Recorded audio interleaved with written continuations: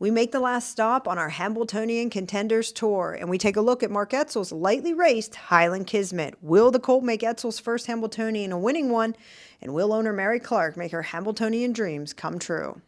Mark, it's so nice to be able to come up here to Mark Ford's, where you've kind of made your U.S. home the last couple weeks. Yeah, for sure. Now it's your first Hambletonian. How are you feeling? You seem really, really good. Yeah, I'm pretty chilled about it, actually. I'm kind of shocking myself, actually. But yeah, it's pretty exciting, and it's an honor to be in it, and it's just nice to have a good horse. Now, speaking of a good horse, this is the guy right here. Of course, Highland Kismet is your colt going into that final, post 3. Now, let's just go back to owner Mary Clark.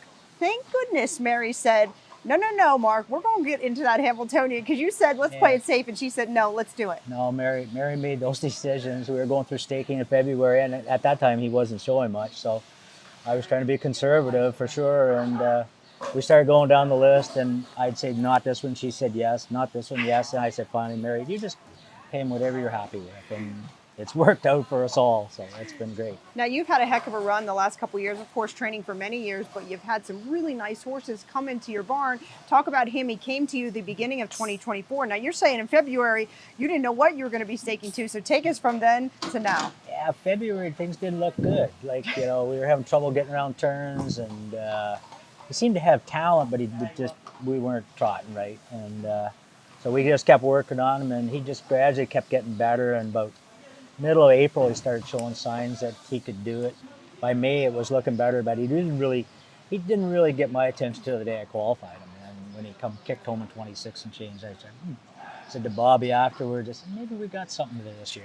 I think he caught a couple of people's eyes in that qualifier, but then we went on to the good times, set things on fire there, really, really good. But came to the U.S., it's been okay. Take us through those couple of the dancer, and then, of course, the elimination last week. The dancer, I mean, that was a reason to come down here to see how he was going to handle everything. So, the dancer didn't work in our favor, obviously. He was off the gate. And every time Bobby wanted to let him trot, he seemed to be a little rough. But we figured out that the surface is just that much different than ours at home. And so I did a little shoeing change. We went home with tail between our legs and kind of said, we got to regroup here. And did a little shoeing change, and I let his hobbles right out, because I had trained him pretty fast with no hobbles, so I was confident that we could let them out. So I let them out, and we got a bigger bike, and I think Bobby drove him a little cautious maybe last week, but we just wanted to make the final, and that's where the money is. So we saved him for this week. One thing, we got a fresh horse, because Sunday he was bucking and kicking and carrying on like a kid, so it was all good. But those are things that we like to see. Now, as much as we said he's come a long way, he's still really, really green in many ways. And you said when he came to Meadowlands at first, it was just a lot to see. Yeah, it was a little overwhelming for him. There was a lot going on, food trucks and, different signs and posters, and, like Mohawk's so open, and it's he said, we're not in Kansas anymore. No, we're not in Kansas anymore. It's just, Mohawk's like our backyard. It's not much different than our farm. So, he pretty relaxed there and chilled. But the traveling doesn't seem to bother him, so that's kind of a good thing.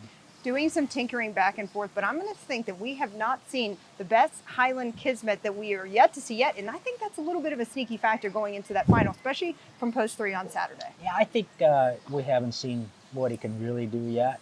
We haven't really turned him loose that much. He's only went pieces, so I'm hoping for a big effort from him Saturday.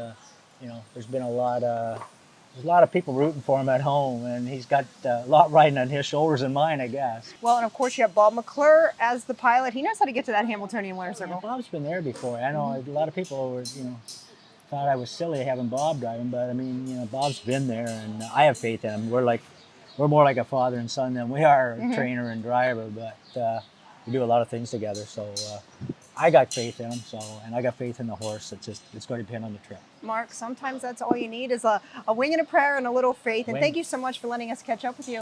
No we'll problem. hopefully maybe be talking again on Saturday. Hopefully, yeah, it'd be really great. I don't know if I could handle that, but this part's been good. Best of luck. Okay, thank you very much.